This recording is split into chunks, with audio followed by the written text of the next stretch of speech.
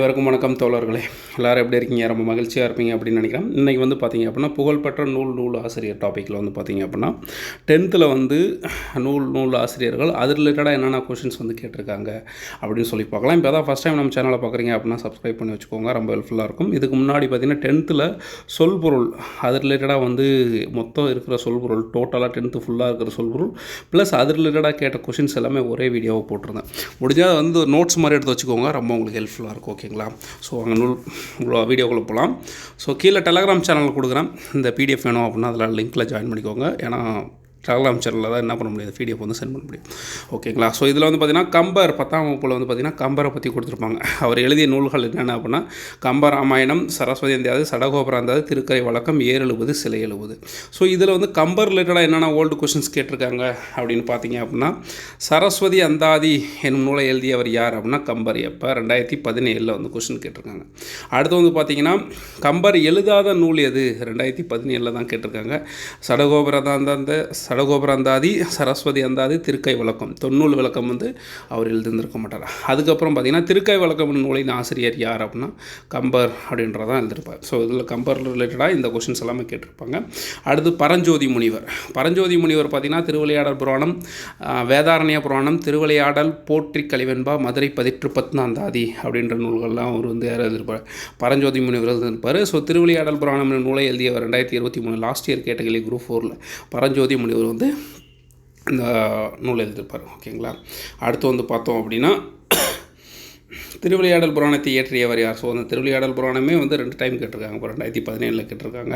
அதுக்கப்புறம் கீழ்கண்டவற்றுள் பரஞ்சோதி முனிவர் இயற்றாத நூல் எது? ஒன்று இயற்றிய நூலை கேட்குறாங்க, அப்படி இல்லைனா இயற்றாத நூலை கேட்குறாங்க. அதாவது திருவிளையாடல் புராணம், திருவிளையாடல், போற்றி கலிவெண்பா, மதுரை பதிற்று 10 அந்தாதி இதெல்லாம் அவர் எழுதுனது. நான்முகன் அந்தாதி வந்து பரஞ்சோதி முனிவர் எழுதாத நூல். ஓகேங்களா? அடுத்து வந்து குமரகுருபரர் என்ன பண்ணுறாங்க? முத்துக்குமார சுவாமி பிள்ளைத்தமிழ், கந்தர் கலிவெண்பா, மீனாட்சி அம்மை பிள்ளைத்தமிழ், மதுரை கலம்பகம், சகலகலா வள்ளிமாலை, நீதிநெறி விளக்கம், திருவாரூர் மும்மணிக்கோவை. ஸோ இது எல்லா நூல்களும் எழுதுனவர் யார் அப்படின்னா குமரகுருபரர். நண்பர்கள் இன்றைக்கி வந்து பார்த்திங்க அப்படின்னா டிஎன்பிஎஸ்சி அதாவது நம்ம ஃப்ரீ டெஸ்ட் பேட்ச் வந்து கண்டக்ட் பண்ணுறோம். நான் ஆல்ரெடி வந்து பார்த்திங்கன்னா 6th இயல் 1, 2, 3 நியூ புக்கு. ஓகேங்களா? டாப் 100 கொஷின்ஸ் எடுத்து ஆல்ரெடி வந்து கொஷின் சென்ட் பண்ணிருக்கேன். ட்ரை பண்ணி பாருங்கள், ரொம்ப ஹெல்ப்ஃபுல்லாக இருக்கும். ஓகேங்களா? டெலகிராம் சேனலில் அந்த கொஷின் பேப்பர் வந்து அவைலபிளாக இருக்குது. ஓகேங்களா? ஸோ இது வந்து பார்த்திங்கன்னா முத்துக்குமார சுவாமி பிள்ளை தமிழை பற்றி பார்க்கும்போது குமரகுருபரரை பற்றி பார்க்கும்போது தவறானவற்றை தேர்வு செய்க அப்படின்னு சொல்கிறாங்க. குமரகுருபரின் நூல்களில் வந்து கந்தர் கலிவெண்பா, நீதிநெறி விளக்கம், சகலகலா வள்ளிமலை. ஸோ வேதியர் ஒழுக்கம் வந்து குமரகுருபர் எழுதாத நூல். அடுத்து குமரகுருபர் திரும்ப பாருங்கள், குமரகுருபர் எழுதாத நூலை தான் கேட்குறாங்க. ஸோ அப்போ என்னது? கந்தர் கலிவெண்பா, மீனாட்சி அம்மை பிள்ளைத்தமிழ், முத்துக்குமார சுவாமி பிள்ளைத்தமிழ். ஆனால் குலோத்துங்க பிள்ளைத்தமிழ் வந்து என்னது? குமரகுருபர் எழுதாத நூல். அடுத்து வந்து பார்த்தோம் அப்படின்னா குமரகுருபரின் நூல் பட்டியலில் பொருந்தாதது. ஸோ குமரகுருபரை பொறுத்த வரைக்கும் என்ன கேட்குறாங்க அப்படின்னா பொருந்தாத நூல்களை தான் கேட்குறாங்க. ஓகேங்களா? ஸோ அப்போ வந்து மதுரை கலம்பகம், கந்தர் கலிவெண்பா, நீதிநெறி விளக்கம். ஸோ நந்தி கலம்பகம் வந்து குமரகுருபர் எழுதாத நூல். அடுத்ததும் பார்த்திங்கன்னா அதே தான்.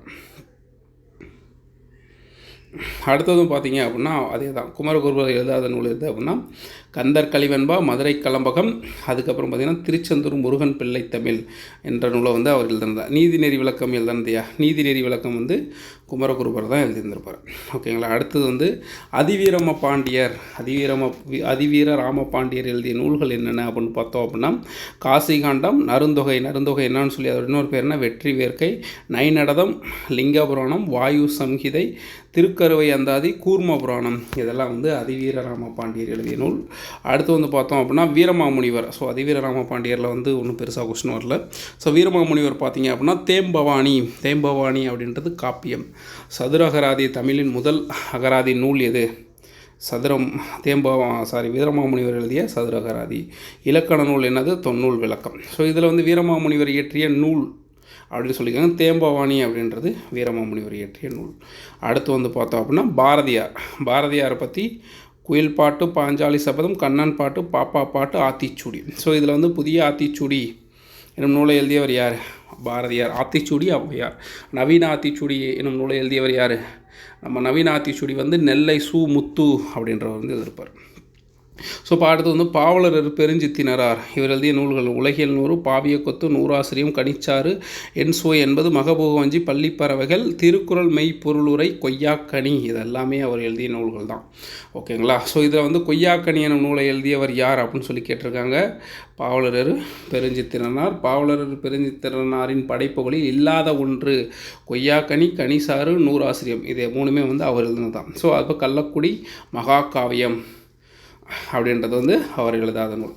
பாவலர் பெருஞ்சித்திரனார் எழுதாத நூல் எது அப்படின்னு சொல்லி தான் திரும்பவும் கேட்டிருக்காங்க. ஸோ குறிஞ்சித்திட்டு. ஸோ பள்ளிப்பறவைகள், பாவிய கொத்து, கொய்யாக்கனி அது எல்லாமே பாவலர் பெருஞ்சித்திரனார் எழுதிய நூல்கள் தான். அடுத்து நூறாசிரியம் எனும் நூலின் ஆசிரியர் யார் அப்படின்னா உங்களுக்கு தெரியும், நூறாசிரியர் பாவலர் பெருஞ்சித்திரனார். அடுத்து ஜெயகாந்தன் இன்னொரு முகம் அப்படின்றது வந்து ஜெயகாந்தனுடைய கவிதைகள், சிறுகதைகள் பாருங்கள். குருபீடம், அடுத்து பார்த்திங்கன்னா யோகசந்தி அதாவது தர்க்கத்திற்கு அப்பால் எனும் சிறுகதையில் இடம்பெற்றுள்ளது. ஒரு பிடி சோறு, உண்மை சுடும், இனிப்பும் கரிப்பும், தேவன் வருவாரா, புதிய வார்ப்புகள், குறும்புதினங்கள் பாரு என்னென்னு, பிரளயம், கைவிலங்கு, ரிஷி மூலம், பிரம்ம உபதேசம், யாருக்காக அழுதான், கருணையினால் அல்ல, சினிமாவுக்கு போன சித்தாளு. ஸோ இந்த சினிமாவுக்கு போன சித்தாள் வந்து ஒரு டைம் கேட்டிருக்காங்க. ஓகேங்களா. அடுத்து வந்து புதினங்கள் வந்து பார்த்திங்க அப்படின்னா பாரிஸுக்கு போ, சுந்தரகாண்டம், உன்னை போல் ஒருவன், கங்கை எங்கே போகிறாள், ஒரு நடிகை நாடகம் பார்க்கிறாள், இன்னும் ஒரு பெண்ணின் கதை, ஒரு மனிதன், ஒரு வீடு, ஒரு உலகம்.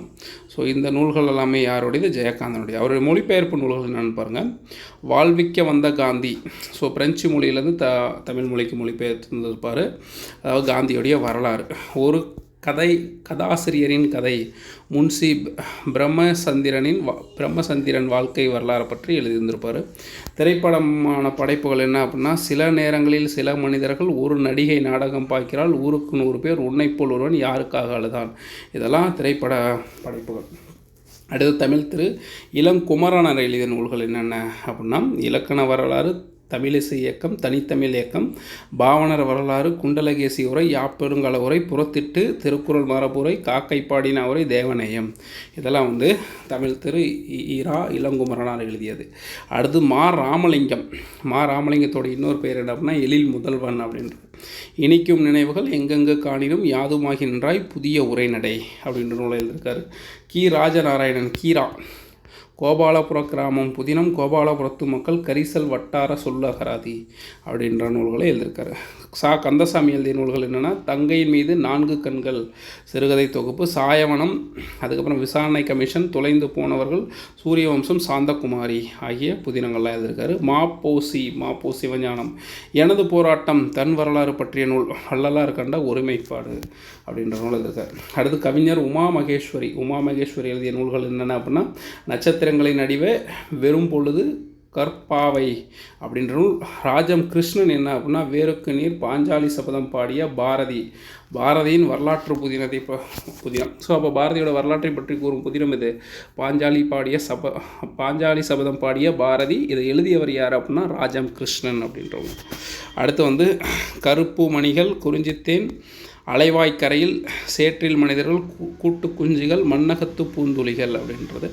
அடுத்து தீசே வேணுகோபாலன் அவர்கள் தான நூல் என்னென்னா கோடை வயல், மீனாட்சி விண்ணப்பம் இதெல்லாம். நாகூர் ரூமி எழுதியிருக்கிற நூல் என்னென்ன அப்படின்னா நதியின் கான்கள், 7வது சுவை, சொல்லாத சொல், கப்பலுக்கு போன மச்சான் இதெல்லாம் வந்து நாகூர் ரூமி இதில் வந்து பார்த்திங்கன்னா நாகூர் ரூமி எழுதிய நாவலின் பெயர் என்ன அப்படின்னு சொல்லி கப்பலுக்கு போன மச்சான் அப்படின்றத மட்டும் கேட்டிருப்பாங்க. ஓகேங்களா.